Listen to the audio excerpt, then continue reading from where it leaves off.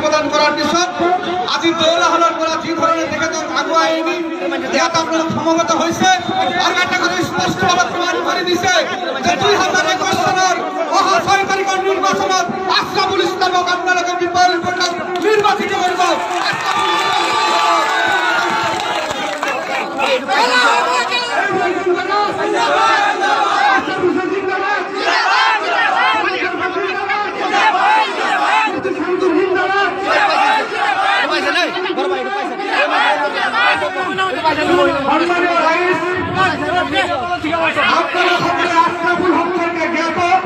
দেখাতে আসুন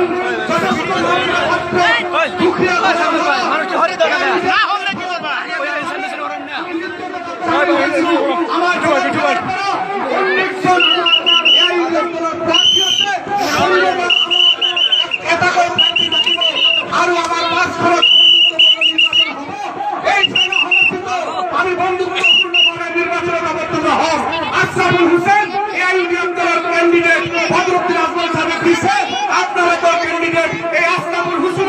আপনাকে বিপুল ভাবে নির্বাচিত করি এইবার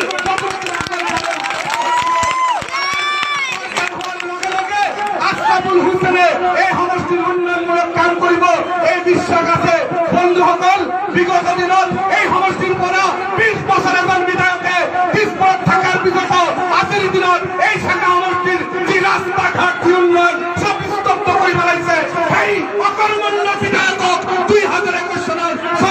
6 তারিখে অবলতা নির্বাচন চির বিদায় আপনাদের আপনারা কথা হয় বিধান হওয়ার সেরকম ধরনের বিগত দিনত আমার সম্মানীয় বিধায়ক সুজয় হাইয়া থেকে